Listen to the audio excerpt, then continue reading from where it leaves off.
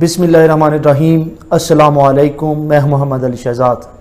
دوستو، آج جس حوالے سے بات کرنا چاہتا ہوں وہ یہ ہے کہ ہمیں اپنی زندگیوں سے گلے کو شکوے کو جو ہے وہ نکالنا چاہیے اور خدا کا شکر ادا کرنا چاہیے۔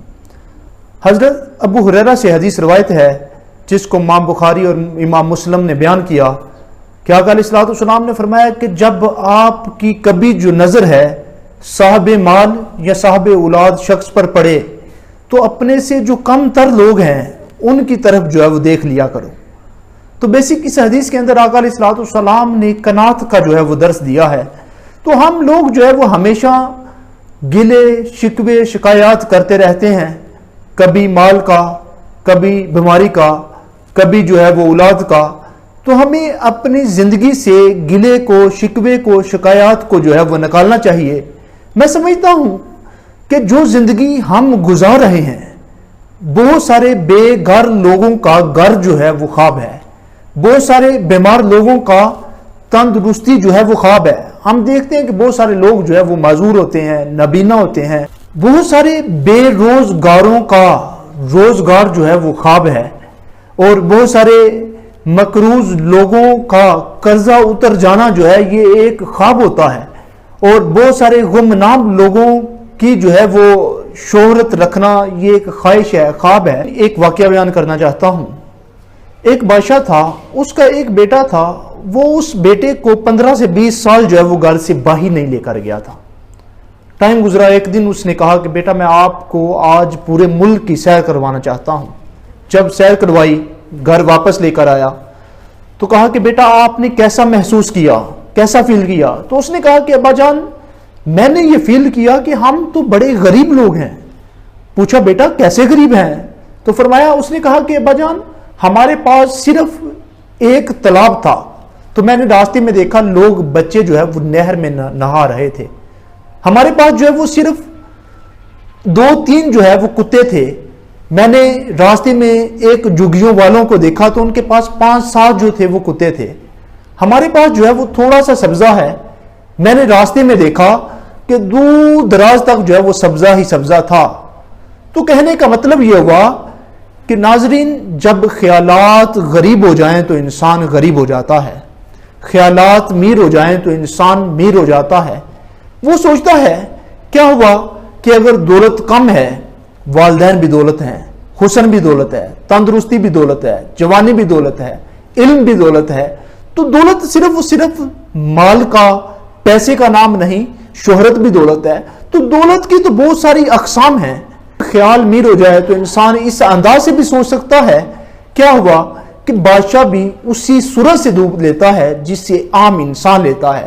بادشاہ بھی وہی ہوا، پانی، وہی جو ہے وہ گوشت، بنڈی، توڑی، وہی سبزیاں، سارا کچھ وہی استعمال کرتا ہے۔ بادشاہ بھی کبھی بیمار ہو جاتا ہے، کبھی تندرست، کبھی جو ہے وہ تکلیف، کبھی زندگی، کبھی موت۔ یہ ساری چیزیں جو ہے وہ ساتھ ساتھ چلتی ہیں، بادشاہ کے ساتھ بھی اور ایک عام انسان کے ساتھ بھی۔ اس لیے اس کائنات کے اندر نہ کوئی شخص غریب ہے، نہ کوئی شخص جو ہے وہ امیر ہے۔ حضرت واصف علی واصف صاحب کا قول ہے۔ میں سمجھتا ہوں کہ وہ زندگی جو ہم گزار رہے ہیں، وہ لائف سٹائل جو ہم گزار رہے ہیں، پرانے زمانے کے جو بادشاہ تھے وہ زندگی بھی نہیں اس طرح کی گزار رہے تھے۔ آج کل کے دور میں موبائل ہیں، فریجیں ہیں، اے سی ہیں، پنکھے ہیں، ٹرانسپورٹ کا دیکھیں کتنا اچھا نظام ہے۔ اور پرانے زمانے میں کس پہ ہوتا تھا؟ لوگ گھوڑوں پہ جو ہے وہ بادشاہ بھی سفر کرتے تھے۔ تو ہم آج کل تو عام انسان جو ہے وہ اس کو جو ہے وہ اتنا اچھا لائف سٹائل جو ہے وہ گزار رہا ہے۔ تو ہمیں اس بات پہ بھی جو ہے وہ خدا کا شکر ادا کرنا چاہیے۔ دیکھیں ایک شخص ہے، اس کے پاس جو ہے وہ اگر دولت ہے تو دولت ہونے کے ساتھ ساتھ اس کی فرض کریں کہ ایک فیکٹری ہے، شوگر مل، مگر ڈاکٹروں نے جو ہے وہ اس کو شوگر استعمال کرنے سے منع کیا ہے۔ تو آپ کیا اس کی میری اور کیا اس کی غریبی۔ اسی لیے حضرت واصف علی واصف صاحب نے کہا کہ اس کائنات کے اندر نہ کوئی شخص جو ہے وہ غریب ہے، نہ کوئی شخص امیر ہے۔ جب ایک انسان دوسرے طبقے میں جاتا ہے تو جو جہاں یہاں کا امیر ہوتا ہے وہاں خود کو غریب سمجھنا شروع کر دیتا ہے۔ وہ میں ایک واقعہ بیان کرنا چاہتا ہوں، واقعہ بڑا ایمان فروز ہے۔ 2 ولی اللہ تھے۔ ایک ولی نے دوسرے سے پوچھا کہ حضور زندگی کیسے بسر ہو رہی ہے؟ تو اس نے کہا کہ زندگی یوں بسر ہو رہی ہے کہ جب مل جاتا ہے تو شکر کرتے ہیں، جب نہ ملے تو صبر کرتے ہیں۔ تو دوسرے ولی نے کہا کہ ہمارے ہاں تو یہ بغداد میں کتوں کا حال ہے، اگر مل جائے تو شکر کرتے ہیں، نہ ملے تو صبر کرتے ہیں۔ تو فرمایا حضور آپ کی زندگی جو ہے وہ کیسے بسر ہو رہی ہے؟ تو فرمایا اگر مل جائے تو تقسیم کر دیتے ہیں، نہ ملے تو شکر کرتے ہیں۔ تو میں سمجھتا ہوں کہ ہمیں خدا کا ہر حال کے اندر جو ہے وہ شکر ادا کرتے رہنا چاہیے۔ میں سمجھتا ہوں کہ اس خدا نے اس انسان کے لیے بہت ساری نعمتوں کو بنایا، زمین کو بنایا، آسمان کو بنایا، سورج کو بنایا، سمندروں کو بنایا، ہواؤں کو بنایا۔ پتہ نہیں اس کائنات کے اندر اتنی نعمتیں ہیں کہ انسان اگر ان کو گننا اور شکر ادا کرنا شروع کر دے تو وہ کم ہے۔ اور میں سمجھتا ہوں سب سے بڑی بات یہ ہے کہ جس خدا نے بندر کو بنایا، جس خدا نے سانپ کو بنایا، ریچھ کو بنایا، اور پتہ نہیں کتنے جو ہے وہ کتے کو بنایا، اور پھر اس نے آپ کو انسان بنایا، تو یہ بڑی بات ہے کہ آقا علیہ الصلوۃ والسلام کی غریب لوگوں کے لیے بڑی ایمان فروز حدیث جو حضرت ابو ہریرہ سے حدیث روایت ہے، اور امام بخاری اور امام مسلم نے اس حدیث کو بیان کیا کہ آپ نے فرمایا کہ قیامت کے دن سب سے پہلے مجھے جنت میں داخل کیا جائے گا، داخل فی الجنہ ولا فخر، اور میں اس بات پہ فخر نہیں کرتا، اور میرے ساتھ میری امت کے مسکین اور غریب لوگ ہوں گے۔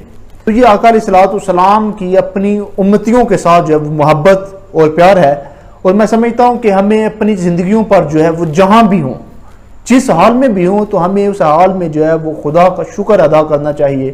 اور خدا کی نعمتیں اتنی زیادہ ہیں کہ انسان اگر ان کا شکر ادا کرنا شروع کر دے تو وہ جو محرومیاں ان کی طرف دھیان ہی نہیں جاتا۔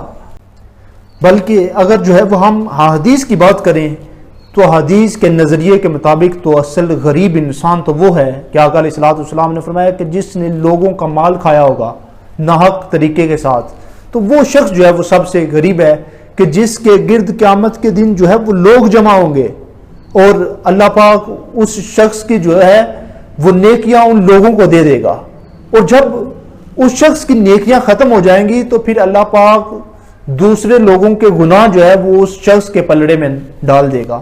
تو اصل غریب انسان جو ہے وہ ہے۔ تو ہمیں جو ہے اللہ پاک اس غربت سے بچائے۔ والسلام علیکم ورحمۃ اللہ۔